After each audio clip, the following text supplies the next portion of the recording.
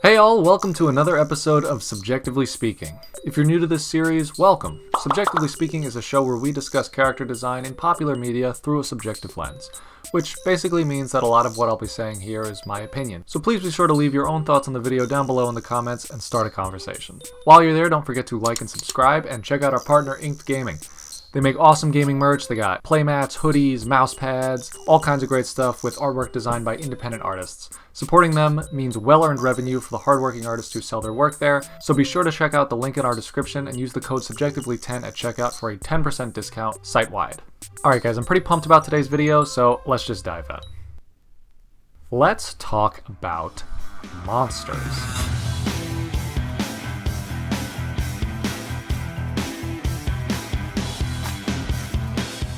Can anyone really say that they have no interest in monsters? It's such a broad term that can cover a wide range of character design, and it's hard to think of a popular game series that doesn't include monsters in some capacity. Stories for centuries have used monsters as storytelling devices, and influence from ancient mythos has helped the creators of today dream up a myriad of iconic creatures that all serve important roles in the stories that they star in. What is it about monsters that fascinates us? For some people, it's the limitless power to create or destroy. For others, the sheer mystery and desire to learn more is what attracts them to such creatures of fantasy.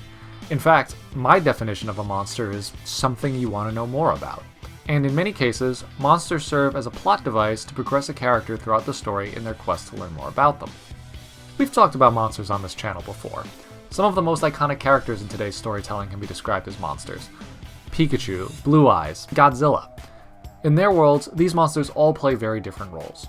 Sometimes as allies, other times as enemies, and in the case of the kaiju movie genre, an uncontrollable force of nature that laughs in the face of mankind's hubris. And to fit the roles that each of these monsters play in their respective worlds, they're all designed a little bit differently. That's kind of the beauty of a beast for a character designer. They can look any way a creator wants in order to fit and/or set the tone of the story that they exist in. Sometimes they're cute, simplified, and generally appealing.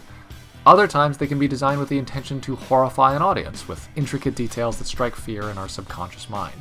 And sometimes, a creator chooses to use what they know about our world and the beasts we share our planet with to create monsters with believable and realistic designs.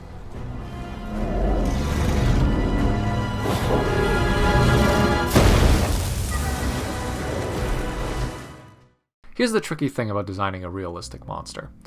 A fictional creature that's bound to the laws of nature limits its ability to play a role in a fictional world. In some case, this is important for the storyteller, and a realistic monster could be something like a bear or maybe a rabid dog. But if you want to create a world of fantasy inhabited by creatures never before seen by man, you need to strike a balance between reality and imagination in your designs. Enter James Gurney. Some of you might already recognize the name. He's the creative mind and illustrator behind the fantasy world of Dinotopia. He's also the artist who coined the phrase Imaginative Realism, a term he uses to describe his own artwork. Basically, Imaginative Realism describes artwork that uses heavy reference from real life to create worlds from your imagination. Sure, no one's ever seen a living Brachiosaurus, but if you saw this illustration, you'd be convinced that the person who painted it did. And that's because the artist behind this work used everything he knew about anatomy, physiology, engineering, lighting, color, weight, texture, all the boring things you learned from still life drawing in freshman year of art school, and applied them to his own fictional world. Jack, I thought we were supposed to be talking about Monster Hunter. You know, if I wanted a lecture on how to paint from life, I just spent $500,000 on an art degree. Fair enough. I know that this is the boring stuff, but guess what? The artist behind Monster Hunter used this process to create their world. In fact, Monster Hunter is one of the finest examples of imaginative realism in video games, and these guys really had their work cut out for them when they went to make their first game.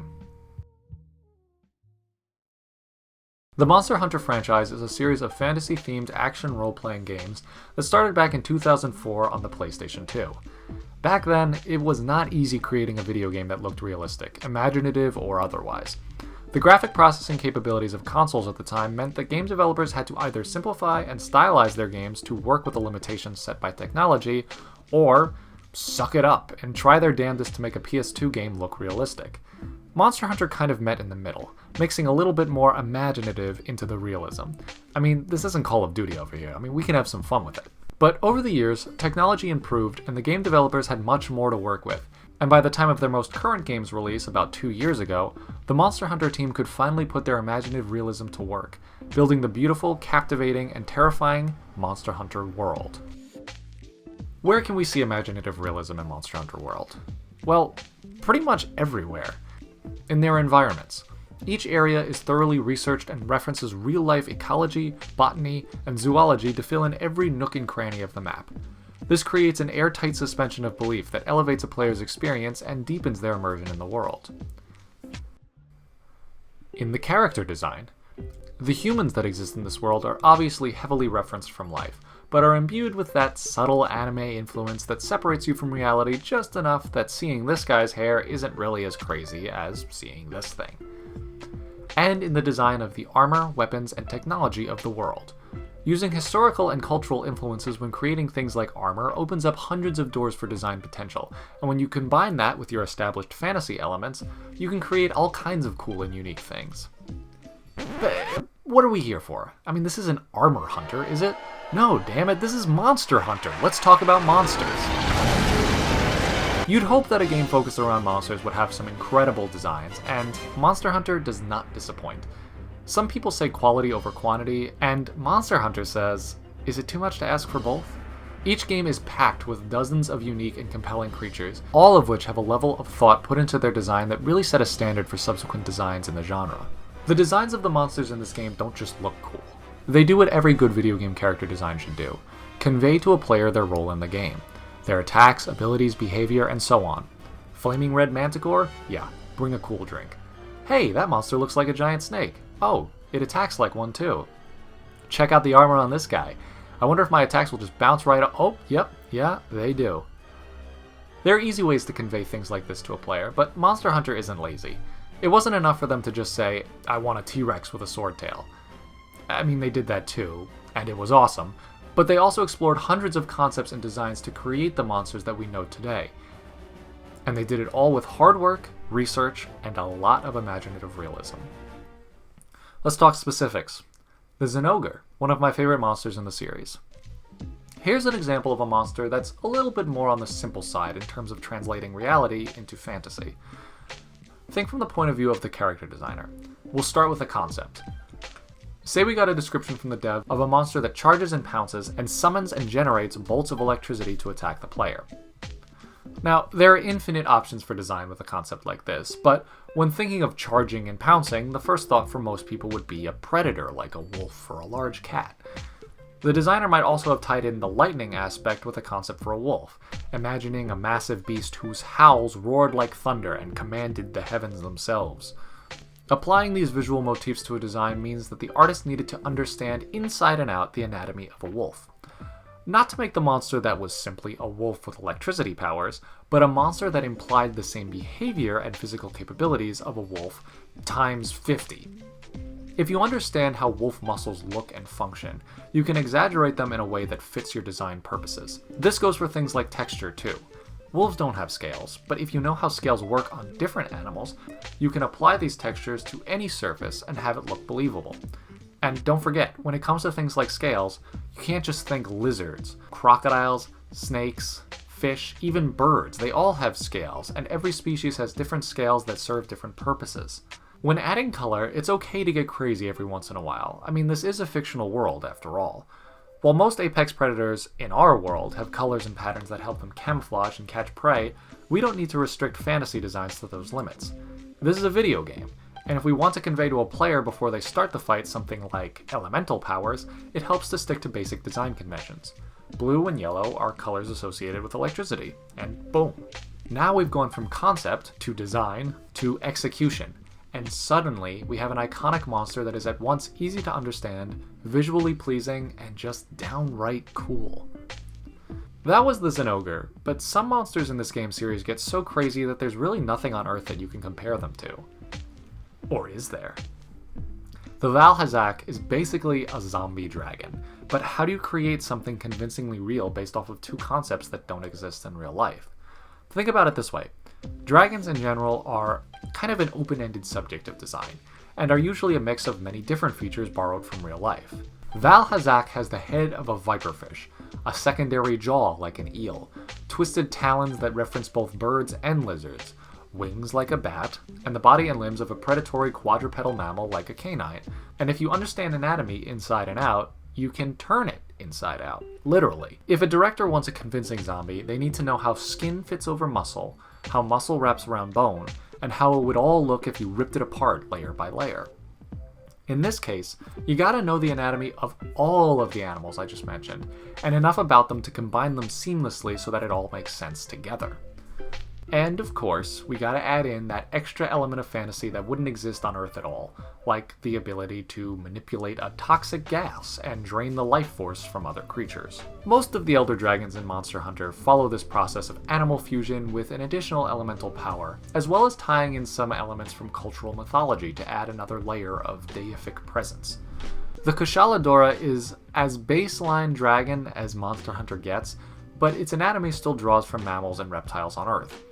Unlike the Valhazak, though, its wings take less from life and more from mythology, mimicking European dragon designs dating back from medieval times. The Zora Magdaros is pretty obviously a giant volcano turtle, but it's inspired by the Japanese kaiju movie genre, with a structure that resembles a human in an oversized costume. Makes sense, considering it's one of the biggest monsters in the franchise. And one of the newest monsters, the Namielle, also one of my new favorites in the series. In addition to that trademark mammalian reptile hybrid body, the Namielle has physical features inspired by sea creatures like rays, sea turtles, and bioluminescent squids and jellies. I mean, look at this thing. How has this not been used in more fictional creature designs? It's basically a Pokemon. You see, a solid knowledge of our world and the awesome things that live here gives way to unique design options that are not only freaking awesome, but fresh and new. We can't glaze over the element of paleo art and its significance in the Monster Hunter series. Let's face it, dinosaurs are awesome, and you don't really need to add much to make this any cooler than it already is.